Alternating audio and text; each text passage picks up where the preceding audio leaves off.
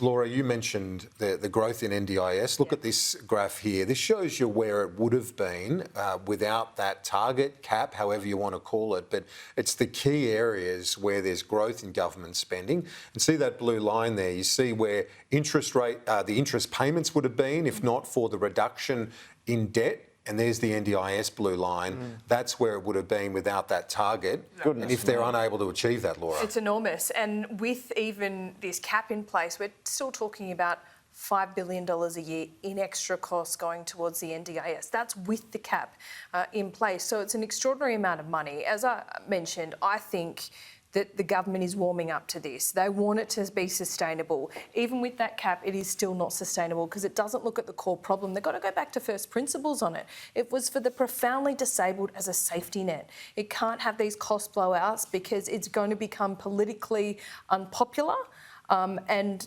it's just not sustainable the way it is. So, look, I think they're warming up to it. They build some capital and they do something in the outer years and actually get to the core of it. It is interesting to see there as well. You look in the budget, you see the overwhelming spending goes to social welfare and to health, and they're ballooning out. And they've actually added to the structural spending on welfare in this budget. That's right. So it dwarfs education. It dwarfs, sort of defence. It dwarfs many of the other areas that people would imagine that there would be big ticket items. And so on the other side, you see where they get the income from. It's from PAYG workers. It's typical workers that they get their money from, and bracket creep means they've got more through the door.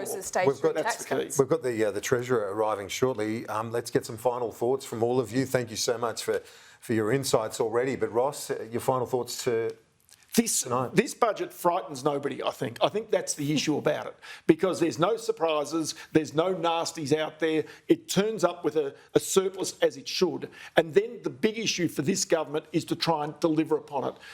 Will the unemployment rate ultimately start to rise to take pressure off wages? Will interest rates start to come down at some stage over the next 12 months? All these will determine where the budget ends up with. But as Andrew said earlier, they've been very modest in terms of their economic forecast for the next 12 months. They could out-achieve that. They could outperform that. And as a result, they could be even in better shape and even back in surplus this time next year. Yeah, well, I'll tell you what, if those commodity prices continue at that level, even the out years could be, in a chance of surplus. Laura, your final thoughts tonight? To extend Ross's metaphor on the walking on eggshells, he's done that, I think.